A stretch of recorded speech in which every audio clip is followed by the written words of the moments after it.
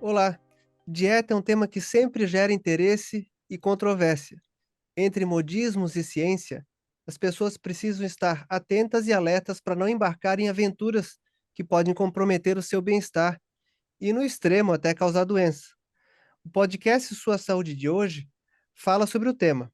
Nosso convidado é o médico urologista Dr. José Soto, especialista no assunto e autor do livro recém-lançado Uma Dieta Além da Moda, uma abordagem científica para a perda de peso e manutenção da saúde, com milhões de visualizações no seu blog e já com um sucesso estrondoso na pré-venda do livro, que é um livro que aborda a ciência, então que já chama atenção por isso, né.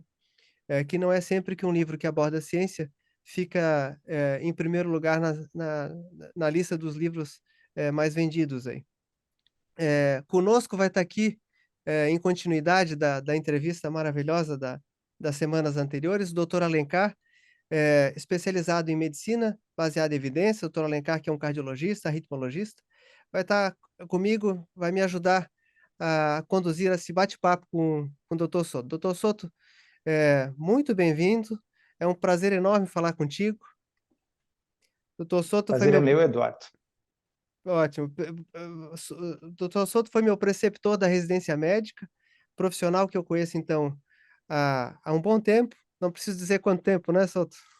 Deixa assim. Deixa assim, profissional extremamente competente, sempre foi, sempre desde que eu conheci, inteligente, extremamente estudioso.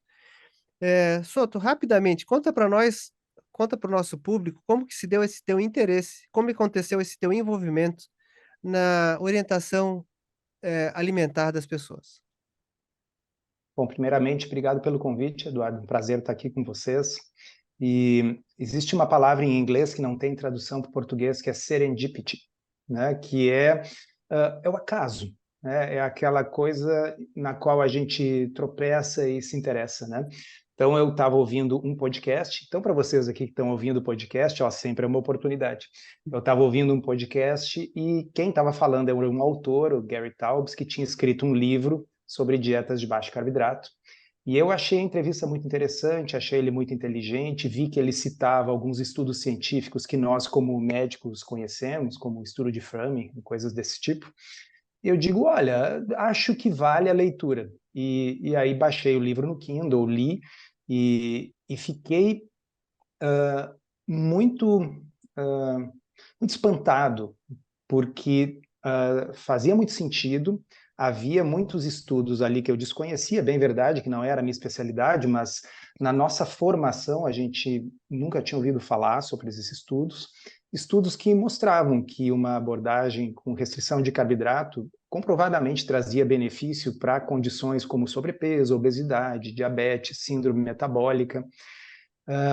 E eu resolvi primeiramente fazer um teste. Eu disse, olha, eu vou experimentar essa forma de me alimentar, né, para ver o que acontece.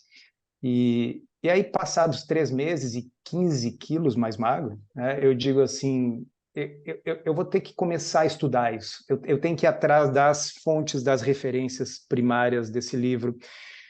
E à medida que eu me entusiasmava, eu cada vez mais achava que eu tinha que comunicar isso e eu não sabia como. Bom, isso nós estamos falando em 2011, 2012, e era a época que blog era uma coisa importante, né? A rede social não era importante naquele momento, as pessoas escreviam blogs. Eu comecei um blog que acabou viralizando, sabe-se Deus como, muita gente se interessou. E aí, num primeiro momento, eu fazia como se fosse uma resenha, sabe, desse livro e de outros, mas aos poucos eu comecei a postar os novos estudos, os novos ensaios clínicos que eu via, mas traduzindo de uma forma que o público pudesse entender. Então, foi um interesse despertado assim por acaso, mas me chamou a atenção que não é comum, sabe, que alguma coisa que tem um corpo de evidência tão grande esteja tão sob a superfície na medicina, né? Normalmente aquilo que é baseado em evidência, que é o assunto da entrevista do Dr. Alencar na semana anterior, são coisas que já estão em diretriz, são coisas que são conhecidas, praticadas pelos profissionais. E parecia que aqui nós tínhamos um ponto cego. E esse ponto cego aí que me fascinou. José, Souto, nós vivenciamos cada vez mais, a coisa está piorando, né? Uma epidemia de obesidade, de síndrome metabólica, de diabetes, de hipertensão. A gente olha aquelas fotos antigas de pessoas na praia ou de pessoas no centro da cidade, as pessoas não eram tão obesas. Eh, Como que a gente chegou aqui? Qual a responsabilidade das nossas escolhas alimentares, para a gente chegar até aqui? Como que se deu isso? Que se dá pela boca, não tem dúvida, mas talvez escolhas seja um termo forte, porque eu acho que o ambiente alimentar tóxico em que a gente vive, às vezes limita um pouco as escolhas, sobretudo das pessoas que têm uma condição financeira menos favorecida. Então, alimentar-se saudável costuma ter um custo maior do que a alimentação com os ultraprocessados, né? Então, o que é ultraprocessado, para quem não está acostumado com essa linguagem? É a comida pronta do pacotinho, é o lanche, o biscoito, o salgadinho, a pizza de micro-ondas, o refrigerante, né? São coisas gostosas, a gente tem um termo para isso, elas são hiperpalatáveis, né? São muito gostosas, por isso que o slogan do salgadinho é impossível comer um só, e de fato, para muita gente é. E ao mesmo tempo são coisas produzidas com insumos muito baratos. Pouca coisa é tão barata como açúcar e farinha.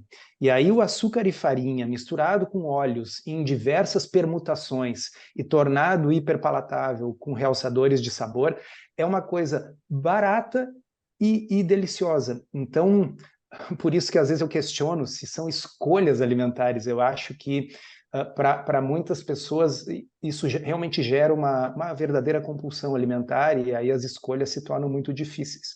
Então eu acho que boa parte da responsabilidade, né, tá nessa transição da época em que a gente comprava ingredientes e fazia comida em casa versus essa situação atual que não só é baseada em ultraprocessados ultrapalatáveis, mas esses ultraprocessados ultrapalatáveis, eles criam situações de consumo que não existiam.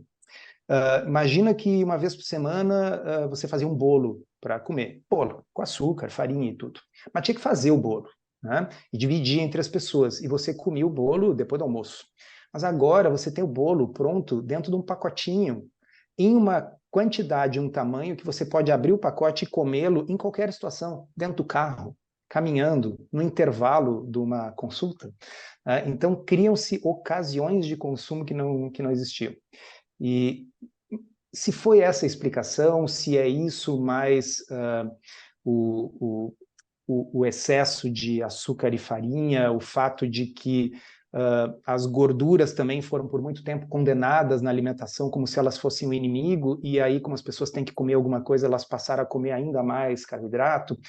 A causa pode ser discutida e a gente talvez nunca ache, eu acho que ela é multifatorial. O fato posto é que hoje a gente tem a maioria da população com sobrepeso, obesidade, pré-diabetes, diabetes ou síndrome metabólica.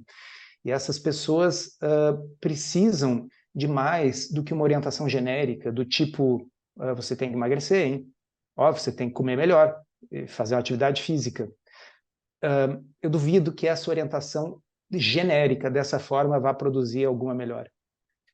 José, Souto, para ficar bem claro aqui para o nosso ouvinte, porque isso já é para mim é um conhecimento já tão antigo, que te acompanha há tanto tempo, mas o teu blog era um blog sobre dieta com baixo teor de carboidrato, ou seja, dieta low carb e até dieta paleolítico, tu falavas na época, né? Eu queria que tu explicasse bem o que que é essa dieta que tu citas como uma dieta que com comprovação científica, né, aqueles múltiplos estudos que tu sempre publicasse, podem traduzir numa melhora para a saúde. Então vamos lá. A gente tem 3 macronutrientes, né? Gordura, carboidrato, proteína.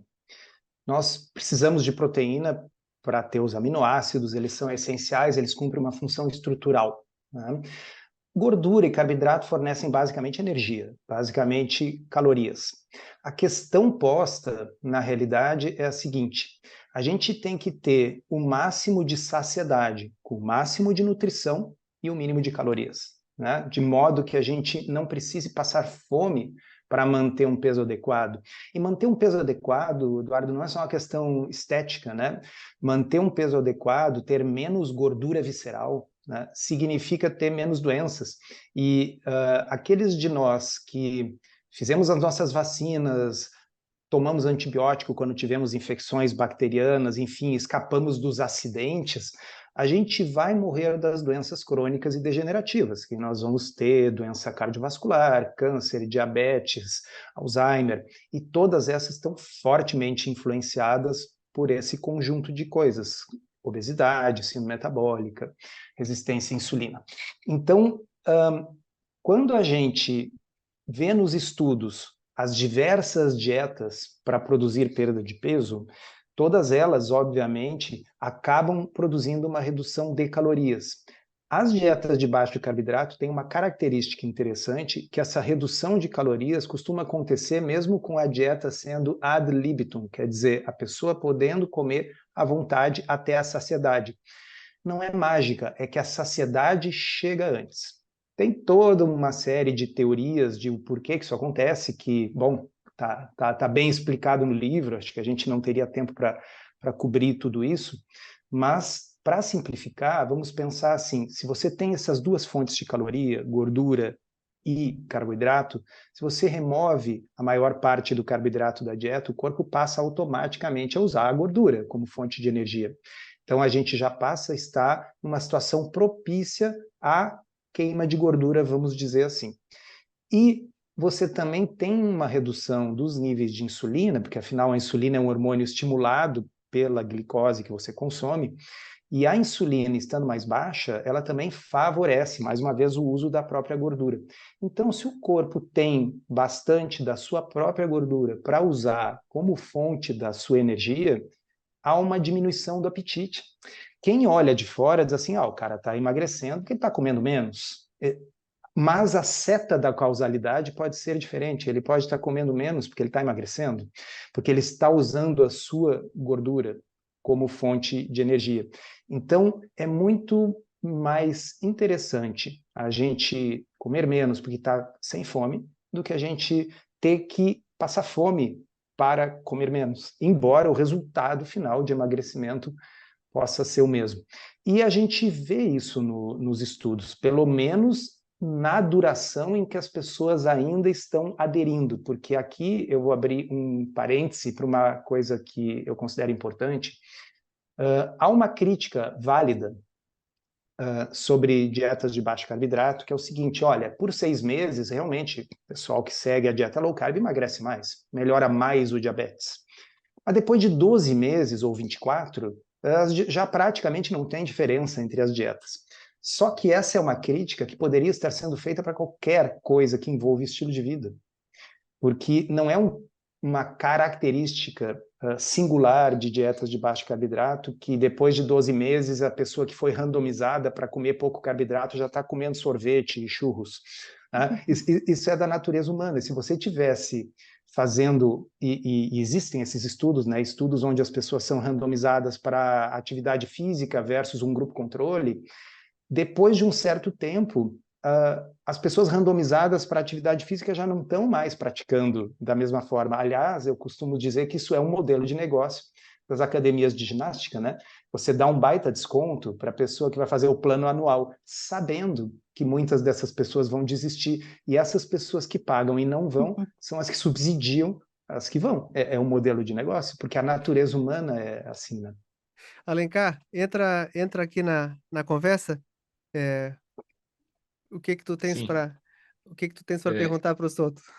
eu já ia pedir para entrar mesmo agora, porque, bom, para quem não sabe, eu tive o prazer de ler o manuscrito, né, do Uma Dieta Além da Moda, e para escrever a orelha, né, a convite do Souto. Então, eu acho que esse livro ele ganha e muito em trazer uma visão científica muito apurada sobre a dieta. E quando eu digo científica, eu estou falando mais ou menos das coisas que eu falei na semana passada, que é a análise científica mesmo da evidência.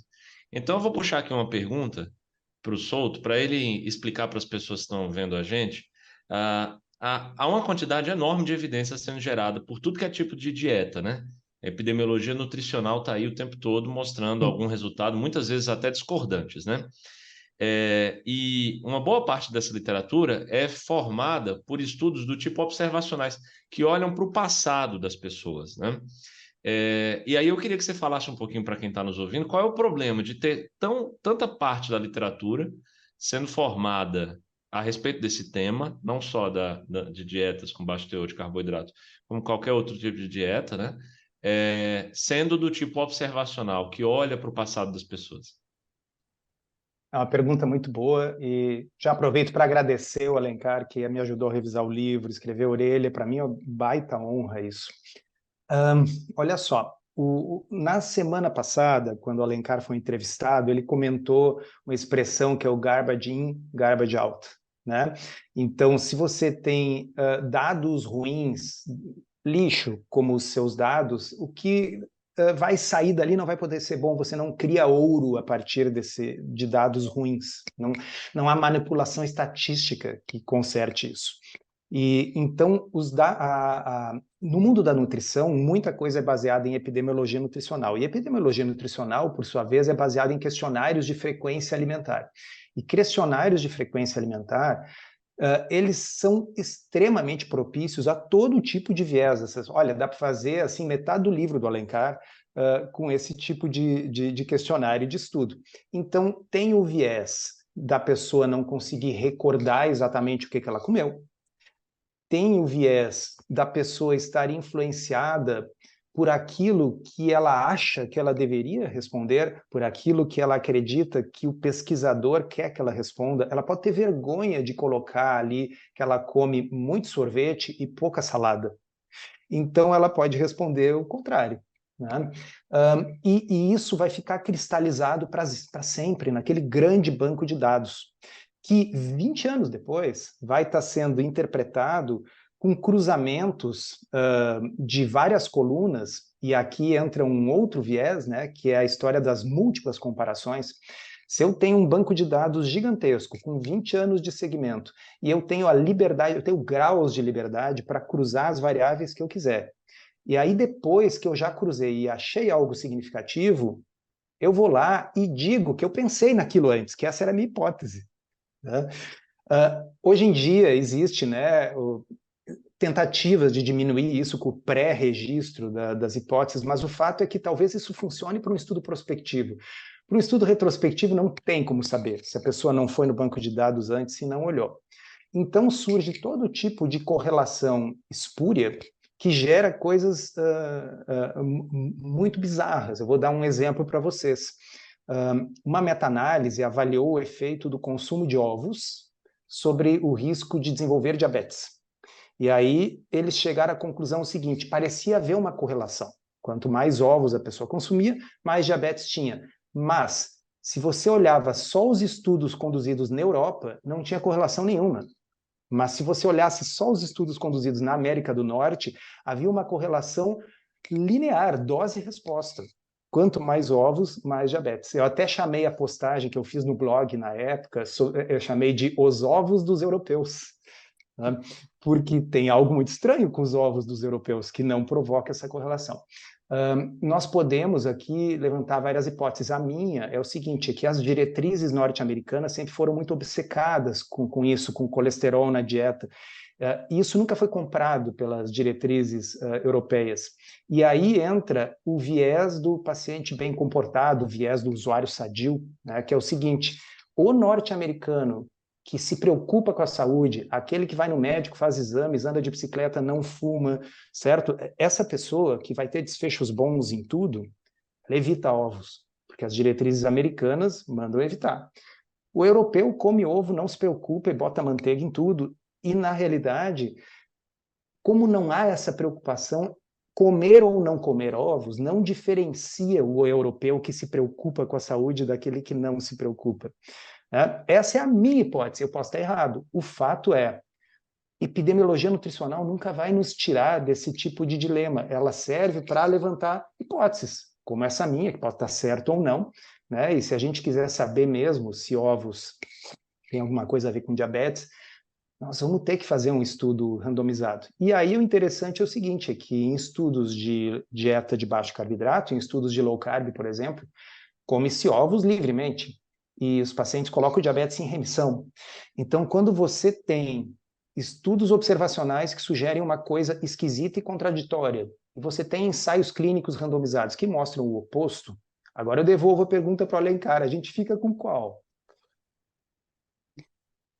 A melhor evidência disponível é a evidência do ensaio clínico randomizado. Então, se tem que escolher um lado, o lado é, vamos pesquisar ainda mais para dar uma resposta mais definitiva, mas enquanto a evidência for essa, citada pelo José Souto, o ensaio clínico randomizado está na frente, né? Largou na frente.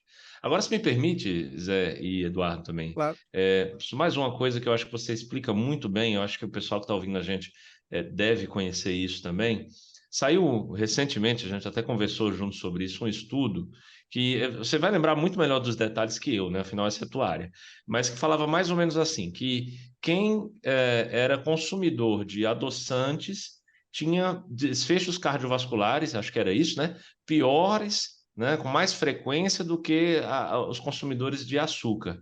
E aí eu queria que você explicasse esta evidência, destrincha ela, como você destrinchou quando conversava comigo, para quem está ouvindo a gente entender, pela ótica da briga, adoçante versus açúcar, não necessariamente isso, Uhum. mas o que é que esse estudo tinha de viés que as pessoas tinham que escutar alguém como você para conseguir entender isso?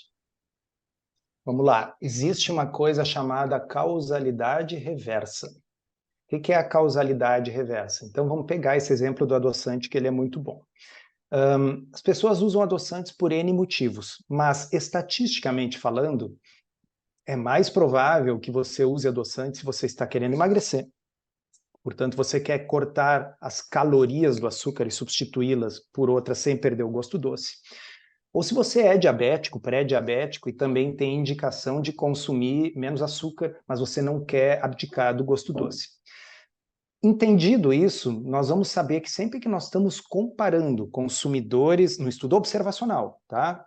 Estudo observacional. Estamos comparando pessoas que optaram por consumir adoçante e pessoas que optaram por não consumir, nós vamos ter, dentre aqueles que consomem adoçantes, um número maior de pessoas com sobrepeso, obesidade e diabetes. Sobrepeso, obesidade e diabetes são fatores de risco para quê? Para doença cardiovascular.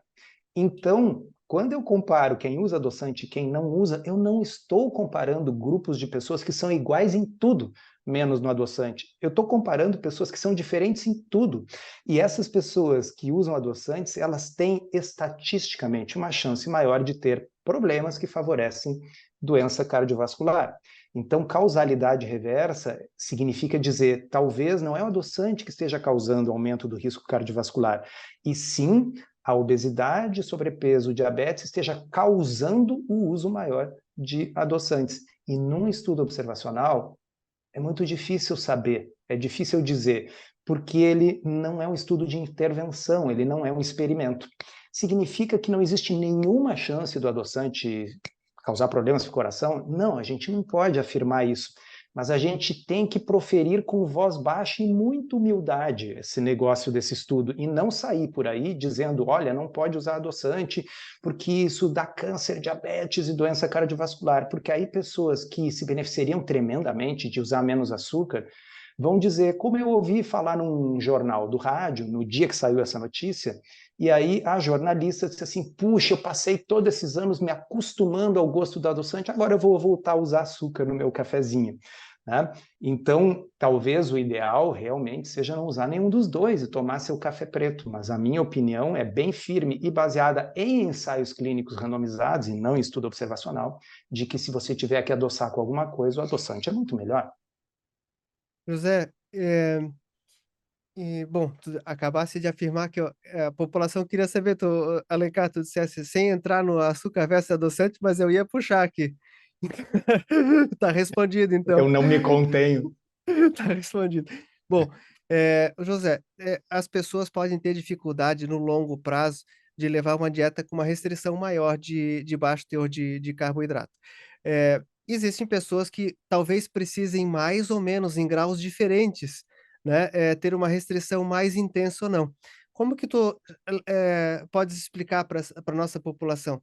Quer dizer, uma pessoa que é magra, ou vou dar um exemplo até acho que mais intenso, né, crianças que atualmente são magras, tal, não tem problema de obesidade ainda, embora tenha muita obesidade infantil, eh, voc vocês, como pais, deveriam se preocupar com a criança consumir menos carboidrato? A criança é magra, não tem problema de obesidade, né, as pessoas sem problema de obesidade, deveriam se preocupar? Eduardo, é uma pergunta boa e a resposta é assim, ó.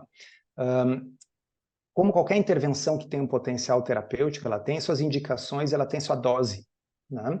Então, por uma criança saudável, não precisaria fazer uma dieta pobre em carboidratos, mas ela certamente se beneficiaria, e a Sociedade Brasileira de Pediatria com certeza concorda com o que eu vou dizer, de fazer uma dieta com menos ultraprocessados, né?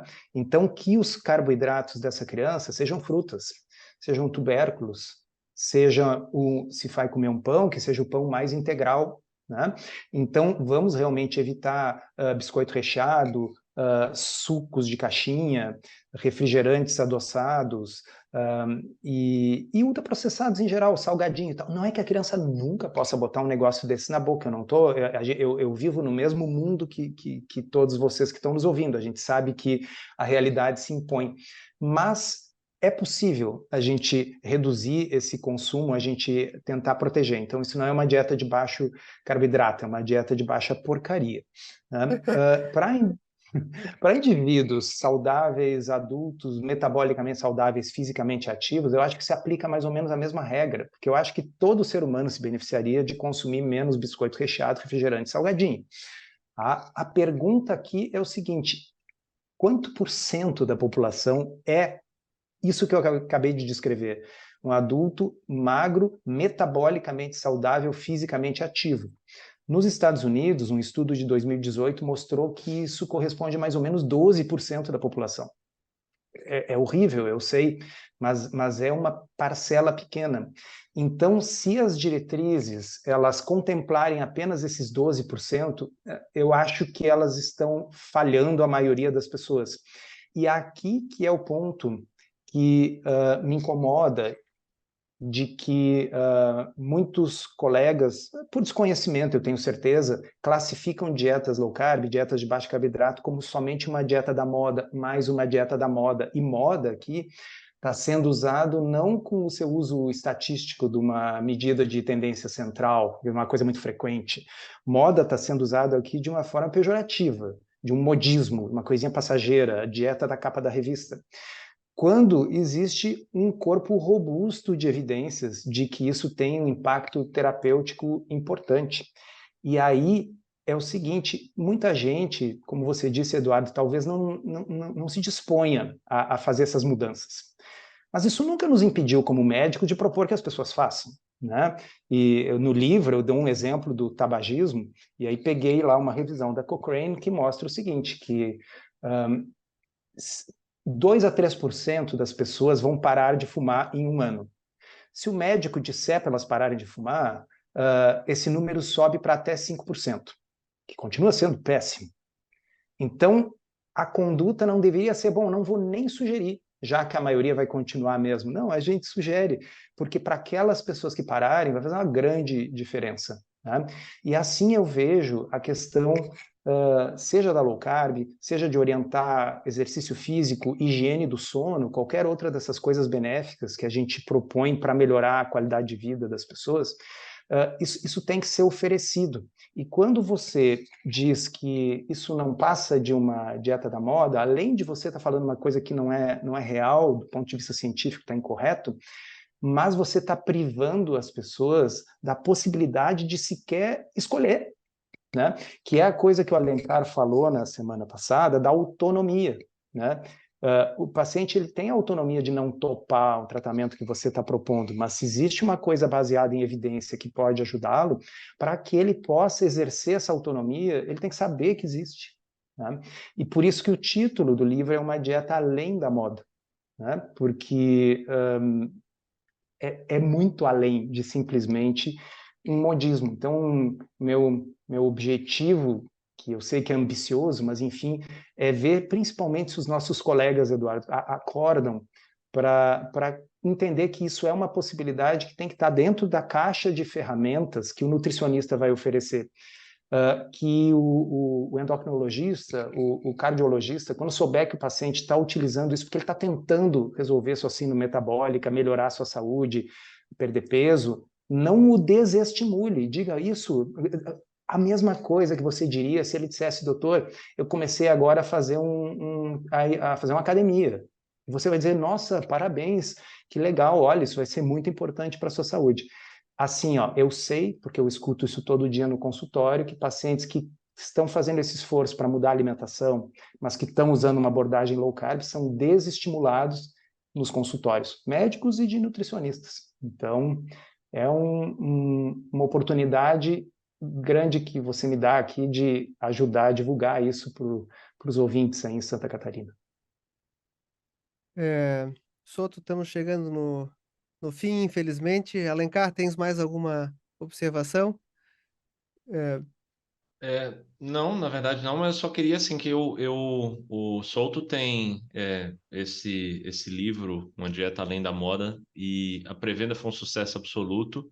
Só que eu acho, Souto, você não falou ainda para as pessoas que estão assistindo a gente, como é que encontra, como é que eu posso ter esse livro também?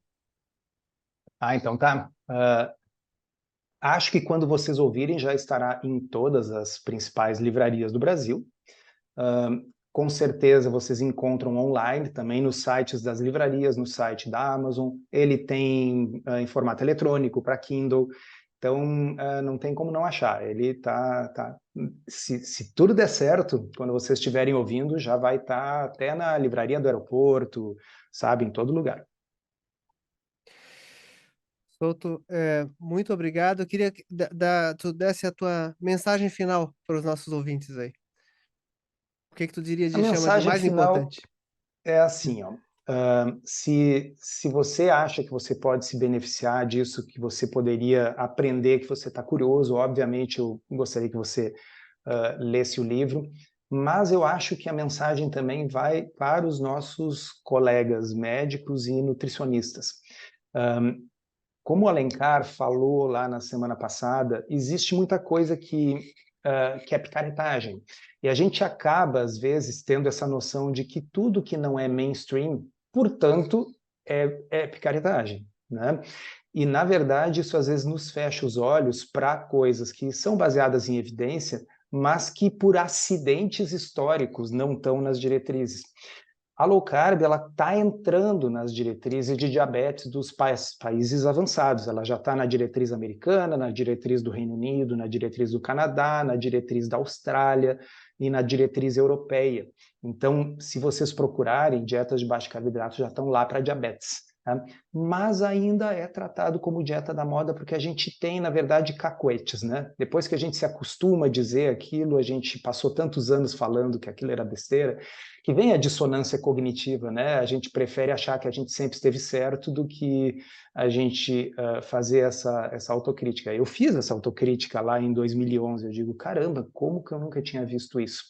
Então, eu acho que vou deixar uma mensagem do Carl Sagan, que é uma pessoa que muito influenciou a minha formação. Ele dizia assim, a ciência tem um misto de deslumbramento e ceticismo, né? Você tem que ter o deslumbramento suficiente para se interessar pelas coisas novas, mas tem que ter o ceticismo para não cair em qualquer besteira. Tem que ter a mente aberta, mas não tão aberta que o cérebro caia para fora. Então, é esse nível de abertura com ceticismo que eu quero que os leitores tenham. Excelente, terminou com uma mensagem muito parecida com o que eu tenho certeza que o Alencar poderia também nos dar. Então, obrigado pela conversa, foi um prazer falar com os dois, Alencar semana passada e agora com o Souto. Esse foi mais um episódio de Sua Saúde, acompanhem nas redes sociais do CRM Santa Catarina, saber em primeira mão o tema de cada novo episódio. Todas as semanas temos bate-papos sobre temas de interesse da população. A íntegra desse e de outros podcasts pode ser vista no portal do SCC10. Obrigado, até logo.